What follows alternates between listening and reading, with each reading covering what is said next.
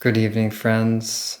It is night 13 of the Elul Screen Challenge, on our way to Rosh Hashanah and Yom Kippur. Reading passages currently from the book Inner Work of Adat Hashem. Page 21. Question.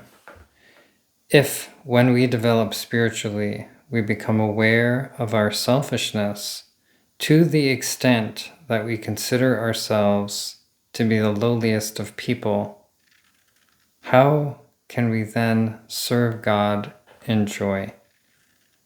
Quote, serve God in joy. How can we be happy in such a state? Answer. The more we become aware of the truth, meaning aware of our selfishness, lack of emunah, faith, and disconnection from God, the more we feel undeserving, and therefore we are happy for any small spiritual connection. So this question is, if we're on the path to develop spiritually, by definition, we're becoming more and more aware of our selfishness or our desire to receive for itself. And as we're on this path and we become more aware of this selfishness, if we become so aware of it that we start to consider ourselves to be the lowliest of people, right? We recognize how self-centered we are, how much we're just in it for ourselves. And through that recognition, we start to consider ourselves to be very lowly, unworthy people. The question is, how can we, quote, serve God in joy, which is a commandment or an imperative within the Jewish tradition, is to ivdu et Hashem b'simcha, to serve God with joy.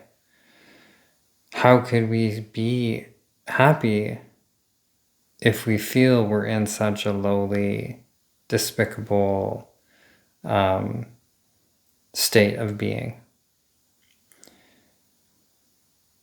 The answer is, right, the more we become aware of the truth, the more we become aware of our selfishness, of our desire to receive, the more we become aware of our lack of emunah, embodied faith, and the more we become aware of our disconnection from God, the more we feel undeserving, like we don't deserve to be close to God, or we don't deserve to get reward spiritually. And therefore, any small spiritual connection, we're actually overjoyed with. So any small spiritual connection brings us happiness because we are already in a state where we feel undeserving. It's an interesting concept, not super inspiring for me. Next passage. There are still many people who have not yet been exposed to the subject of our inner spiritual work. When some people encounter this material for the first time, they think that it is some sort of science fiction that is not written in the Torah. They do not realize that this is the ABCs of the Torah. Interesting, right? This is saying that there's so many people, and in this case referring to Jews, and particularly Orthodox Jews, at least that's my take on it, that there are still so many people that have not yet been exposed to this subject of inner spiritual work, this subjects of all of the material we've been covering thus far, that when some of these people encounter this material for the first time, they think it's some sort of science fiction, like it's some sort of fantasy, novel, fantasy practice, fantasy concepts. And that these concepts are not even written in the Torah. They're not actually written in the Torah. They're not part of the Torah. They're just sci-fi fantasy. And then he closes with saying, they do not realize that this is actually the ABCs of the Torah. Like, this is the ABCs, the fundamental principles of the Torah is all about our inner spiritual work and our transformation, our movement from being self-involved receivers to externally loving givers, united with the divine, not feeling separate from God and not feeling separate from other people.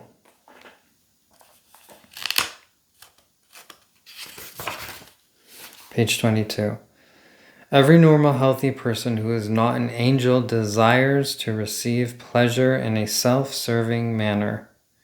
We are born with this desire. Every normal, healthy person who is not an angel desires to receive pleasure in a self-serving manner. We are born with this desire.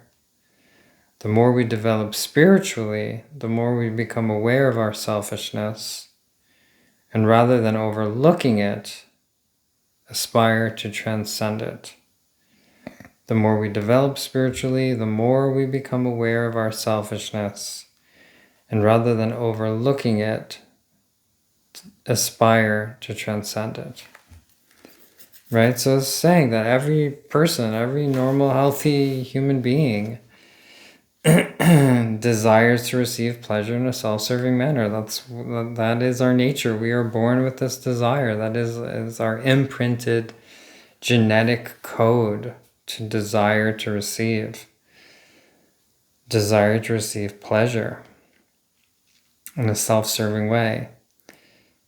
And the more we develop spiritually, the more we become aware of this nature, the more we become aware of the inherent nature that we were imprinted with as human beings, the self-centered, self-serving, pleasure-seeking being. And rather than overlook it, rather than avoid it or pretend it's not there, we actually become aspiring to transcend it. So we recognize the nature we're born with, and rather than overlooking it or pretend, not recognizing it or not seeing its importance, instead we see that, we acknowledge it, and then we aspire to transcend it. Next passage. We are conscious of how bad our selfishness is to the extent that this awareness pains us. We are conscious of how bad our selfishness is to the extent that this awareness pains us. So he's saying, again, it's one of these equations. The greater our consciousness is of our self-serving nature, the greater the awareness pains us. The more conscious we are, the more pain we have. They go hand in hand. Because the greater that consciousness is, it's also in direct connection with recognizing the greatness of God, the purpose of creation, the divinity within all existence, the sacredness of all existence. And the greater we're conscious of that, the more we're conscious of that, and it shines a light upon our self-centered nature, the greater this awareness pains us, because we see how it disconnects us from spirit, how it keeps us separate from the most important, the most valuable thing on the planet. it is this self-centered nature which keeps us apart from that. It creates a gap, what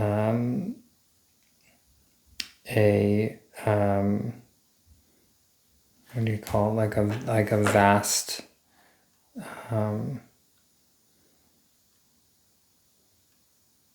chasm between us and the divine, between us and our true nature, between us and our true purpose, the true purpose of our creation.